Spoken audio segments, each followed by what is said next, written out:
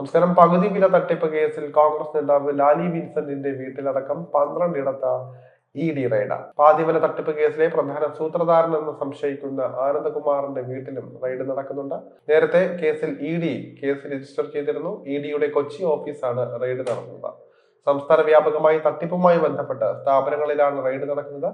ക്രൈംബ്രാഞ്ചിന്റെ അന്വേഷണം പുരോഗമിക്കവെയാണ് ഇഡിയും സജീവമായി കേസിൽ രംഗത്തിറങ്ങുന്നത്.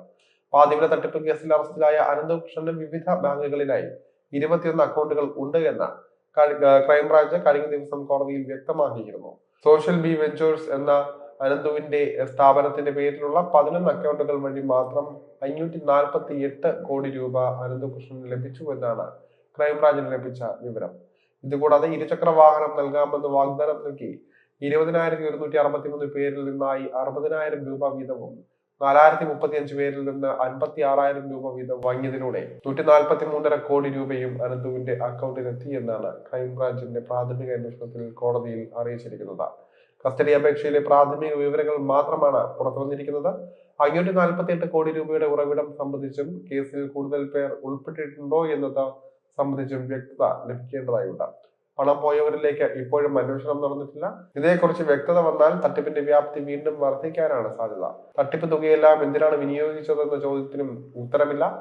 ഇതെല്ലാം ചൂണ്ടിക്കാട്ടി 5 ദിവസത്തേക്കാണ് അനന്തകൃഷ്ണനെ ക്രൈംബ്രാഞ്ച് കസ്റ്റഡിയിൽ ആവശ്യപ്പെട്ടത്.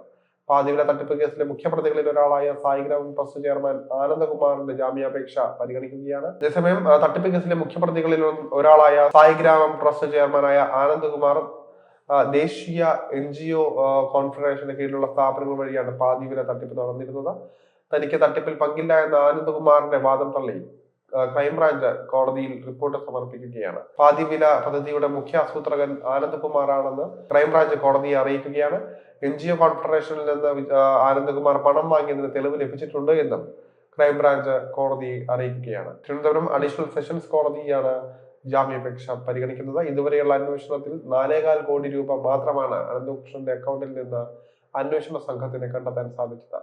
കുറച്ച് ഇരുചക്ര വാഹനങ്ങളും ലാപ്ടോപ്പുകളും വിതരണം ചെയ്തിരുന്നു. കൂടാതെ കുറച്ച് ഭൂമിയും വാങ്ങിയിട്ടുണ്ട്. ബാക്കി തുക എങ്ങനെ വിനിയോഗിച്ചു എന്നതിൽ കൃത്യമായ വിവരം ലഭിക്കണമെങ്കിൽ വിശദമായ തെളിവെടുപ്പ് ആവശ്യമാണെന്നാണ് ക്രൈംബ്രാഞ്ചിന്റെ വാദം. തെരഞ്ഞെടുപ്പിനും മറ്റുമായി രാഷ്ട്രീയ നേതാക്കൾക്ക് പണം കൈമാറിയെന്ന തരത്തിലുള്ള വിവരങ്ങൾ പുറത്തു വന്നിരുന്നു. ഇവർക്ക് തട്ടിപ്പുമായി ബന്ധമുണ്ട് എന്നും ആരോപണം ഉയർന്നിരുന്നു. ഇതിലെല്ലാം കൂടുതൽ വ്യക്തത വരുത്തുന്നതിന് കൂടുതൽ ചോദ്യം ചെയ്യലും തെളിവെടുപ്പും അത്യാവശ്യമാണെന്നാണ് ക്രൈംബ്രാഞ്ച് ചൂണ്ടിക്കാണിക്കുന്നത്.